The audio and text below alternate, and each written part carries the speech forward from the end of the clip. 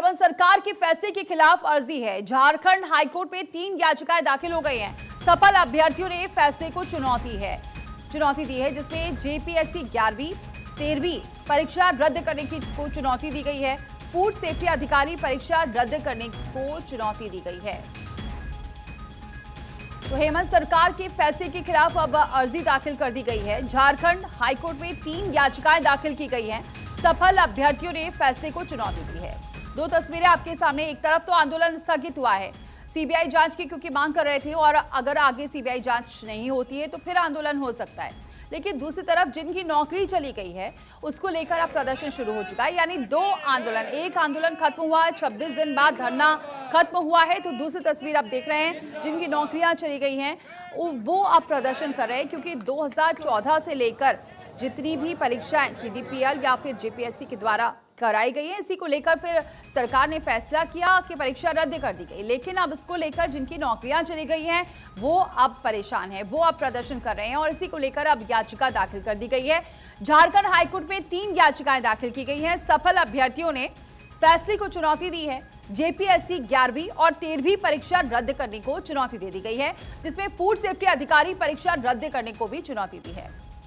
धनंजय मंडल हमारे सहयोगी इस खबर पर जुड़ चुके हैं। धनंजय, क्या और जानकारी मिल रही है, क्योंकि एक धरना तो खत्म हुआ, दूसरा शुरू हो चुका है और अब तो चुनौती भी दे दी गई है, याचिकाएं दाखिल कर दी गई हैं कोर्ट में। देखिए, जो छात्र अभ्यर्थी जो थे, जो जेएसएससी सीजीएल में नियुक्त हुए थे दिसंबर के महीने में, वो और फूड सेफ्टी विभाग के जो अधिकारी हैं, या 11 जेपीसी हो या 13 जेपीसी हो, ये तमाम जो अभ्यर्थी हैं वो कल और सोमवार मंगलवार को अलग अलग 3 याचिकाएं दायर की है हाईकोर्ट में, और हाईकोर्ट से जल्द सुनवाई की मांग की है।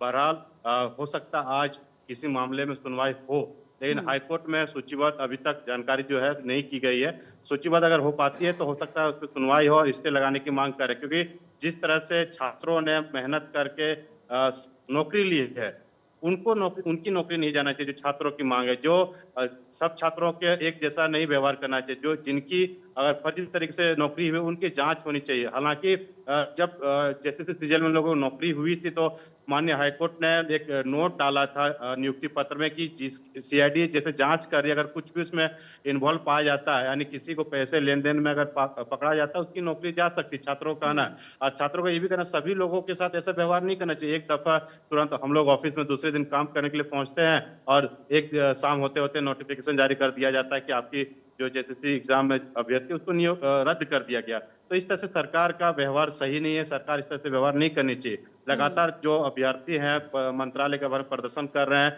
और हाईकोर्ट में 3 जो याचिका है अलग अलग, यानी सोमवार मंगलवार दायर किया गया है, और हाईकोर्ट से साफ साफ मांग करिए जो हमने मेहनत करके नौकरी ली उस पर सुनवाई करें, हमारे नौकरी को बहाल करें और निष्पक्ष जांच किया जाए। बहरहाल अब देखने वाली बात होगी हाईकोर्ट किस तरह से निर्णय लेता है, क्योंकि झारखंड सरकार ने सभी लगभग 2000 जो सरकारी नौकरी थे जैसे सीजीएल में, सभी की नौकरी जा चुकी है। और अगर बात की जाए 11 और 13 जेपीसी और जितने भी नियुक्तियां, 22 ऐसे नियुक्तियां हैं जो रद्द किया गया है, परीक्षाएं जो रद्द की गई है, अब देखना होगा कि कोर्ट इस पर क्या कुछ कहता है। बहुत शुक्रिया धनंजय, ये जानकारी हम तक पहुंचाने के लिए।